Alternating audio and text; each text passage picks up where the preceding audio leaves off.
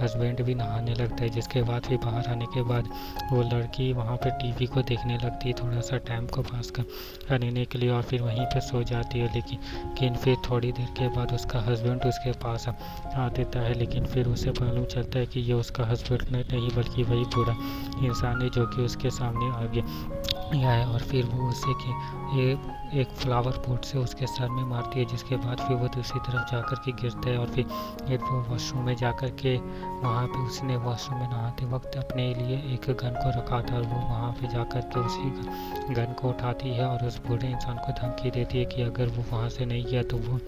उसे गन से फायर करके मार देगी। जिसके बाद वो मजबूरन उस लड़की को, उस बूढ़े इंसान को वहाँ से जाना पड़ता है। और फिर वो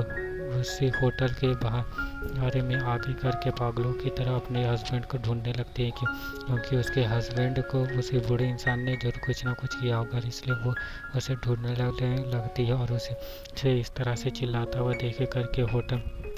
का हेड पुलिस ऑफिसर को कॉल कर देता है, यानी कि अब यहाँ पे पुलिस भी आने वाली होती है। लेकिन जैसे ही वो लड़की थोड़ा आगे बढ़ कर के देखती है तो वहाँ पे उसका हस्बैंड 2 ट्रकों के बीच से बंधा हुआ था, और उसके हाथों पैरों को बहुत ही बेरहमी से उस बूढ़े इंसान ने बांध के रखा था दोनों ट्रकों के बीच से। और उसकी वाइफ उसे बहुत ही छुड़ाने की कोशिश करती है, लेकिन वो उसे नहीं छुड़ा सकती थी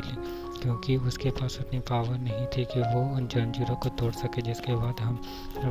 फिर वो उस लड़की को वही बूढ़ा इंसान आवाज़ देता और उसे कह देता है कि तुम जल्दी से आकर के मेरी बस में बैठ जाओ, वरना मैं एक्सीलेटर को दाब दूंगा। और वो थोड़ा बहुत एक्सीलेटर को दाब कर के धमकी दे देता है। जिसके बाद फिर वो लड़की उसके ऊपर गन तांगती है, लेकिन वो बूढ़ा इंसान वापस से यही कहता है कि अगर तुम ट्रक में नहीं बैठी तो मैं एक्सीलेटर को दाब दूंगा, जिससे कि तुम्हारे हस्बैंड के टुकड़े टुकड़े हो जाएंगे। इससे डर करके फिर वो लड़की बस में आकर करके बैठी जाती थी, और फिर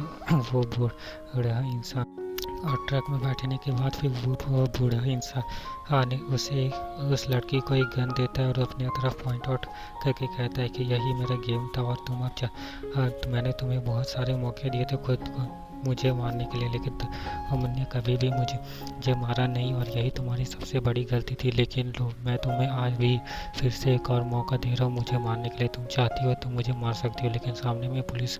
इसकी बहुत बड़ी टीम होती है, क्योंकि वहाँ पे बस पुलिस की टीम पूरी तरह से पहुँच चुकी होती है। और अगर वो उसे मार देती तो पुलिस की नज़रों में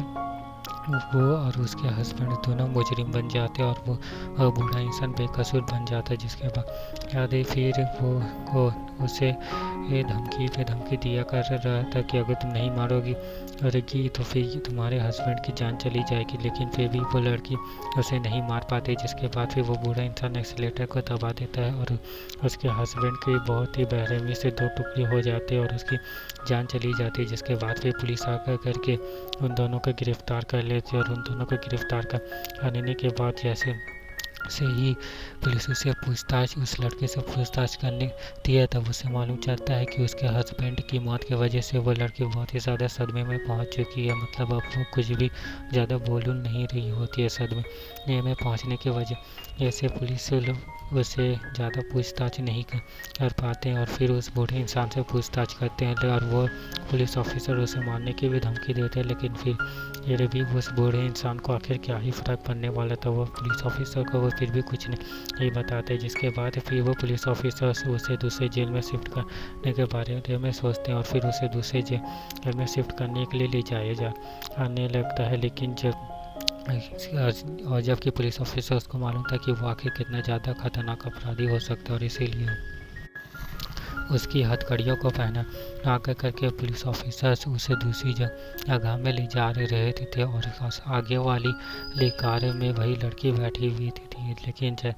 ऐसे ही पुलिस ऑफिसर से उसे ले जा रहे थे हथकड़ियों को बांध करके, तो वो बूढ़ा इंसान बहुत ही ज़्यादा चालाक था। वो हथकड़ियों को किसी तरह से अपनी कलाइयों को काट करके निकालने लगता है, और जबकि हथकड़ियों को वो अपनी कलाइयों से काट रहा था, और इसीलिए उसकी कलाई भी बहुत दर्द कर रही थी। लेकिन फिर भी वो दर्द को सह करके अपनी हथकड़ी को खोल लेता, और हथकड़ी को खोलने के बाद फिर वो एक ही झटके में उस पुलिस ऑफिसर को मार देता है, और आगे वाले ड्राइवर को भी मार करके वो उस बस को पलट करके उसी लड़की की तरफ मार दे